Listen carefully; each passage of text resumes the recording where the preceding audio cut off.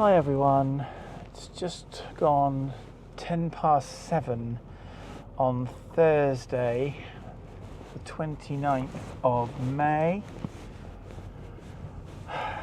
I'm a little bit irritated. Just driving out the hospital grounds now, and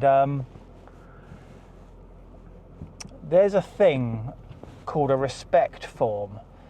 Apart from the first E, it is an acronym for something. It does stand for something, but don't ask me to remember what that is right now while I'm driving.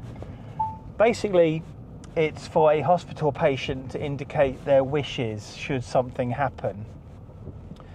So as a reminder, the second time Liz had a cardiac arrest, I had a doctor come up to me and say, what would her wishes have been? And of course I said, well, she'd want to live.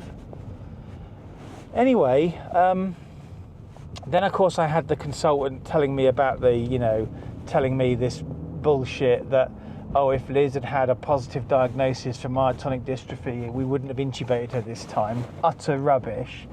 And it was around that time, so this is a few months ago now, that I went up to the nurses station in critical care B, and I said, can I have, what do you have on file in the way of one of these respect forms? What do you have list Liz's wishes as being?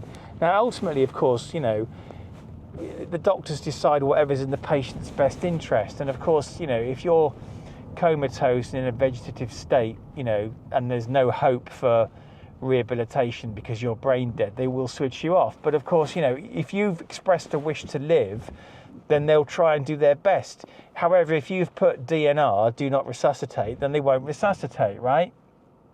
Anyway, when I went and asked for this form a few months ago, they looked at me like I had two heads, like they'd never heard of it, right? And I was like, well, that's not very satisfactory.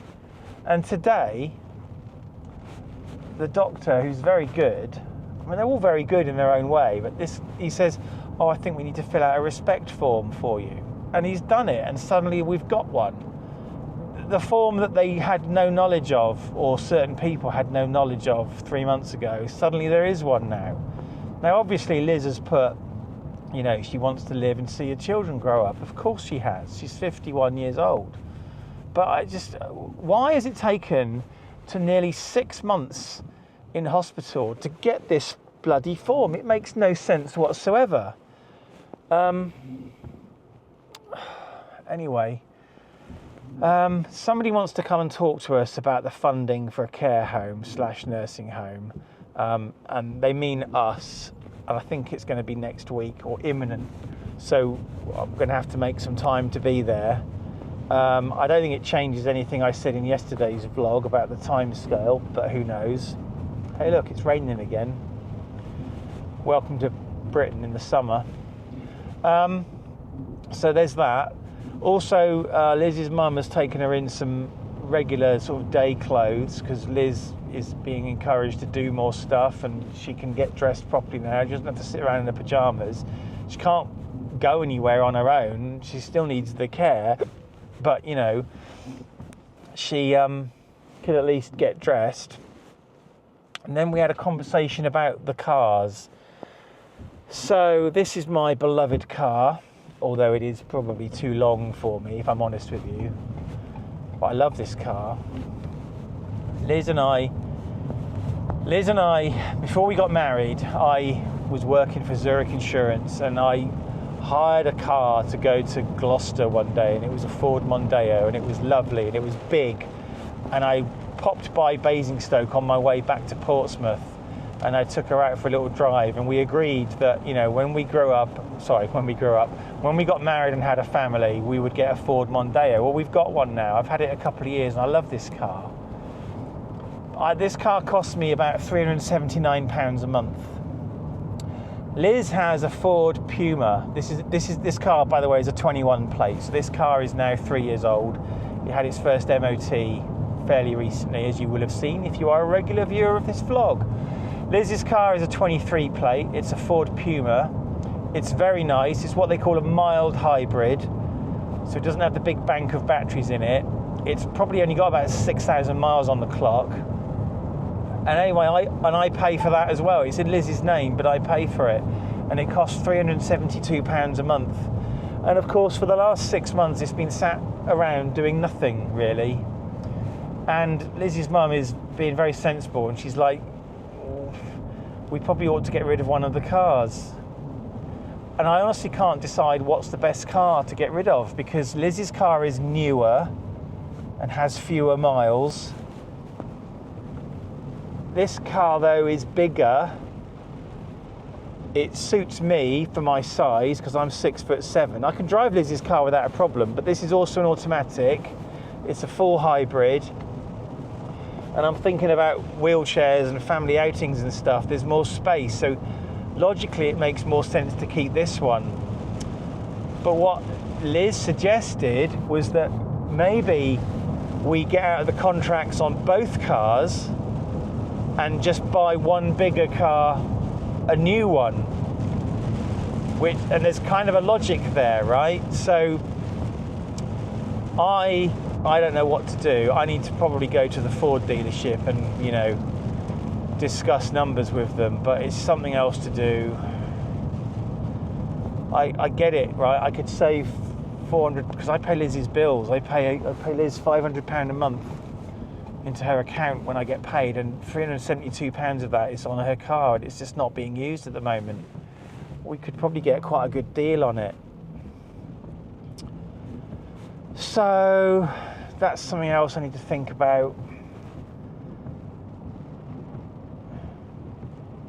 I mean, here's the thing, right?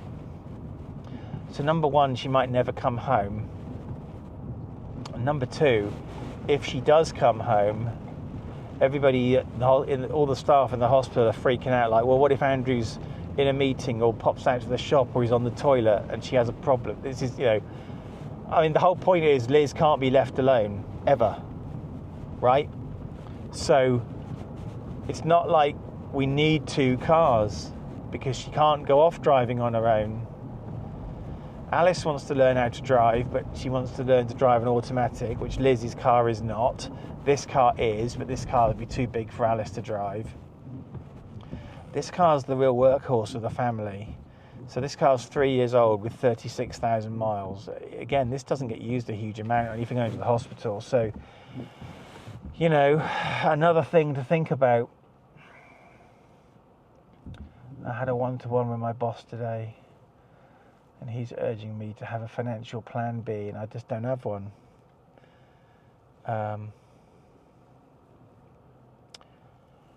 might try and talk to my Zurich pension company about see if there's circumstances for getting some money early because of the situation I'm in, but I just don't know what to do.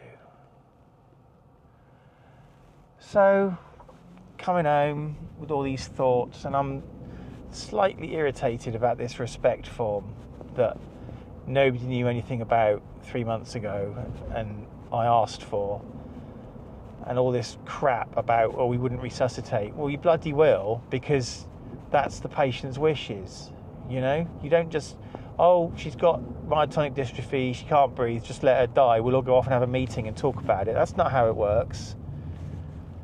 So I took some images of that form, so at least I've got a record of it. But it just seems weird that we get all this stuff, information that's contradictory. I can't really make head nor tail of it, if I'm honest. Anyway, Alice is at home. I obviously stayed late at the hospital today, so I've got to go and get some bread because we haven't got any bread at home. And then check she's all right, make sure she's eaten, make sure she's taken some pills. And that was today, really. Not sure I'll have much else to add, so this will probably be the end of this episode. Thanks for joining me. If you enjoy what I do here, although I can't think why, please remember to click the like button, smash that subscribe button, and hit the bell icon to be notified whenever I post a new video. You might also want to check out my website, www.worldsbestestpoet.com, if you fancy a laugh.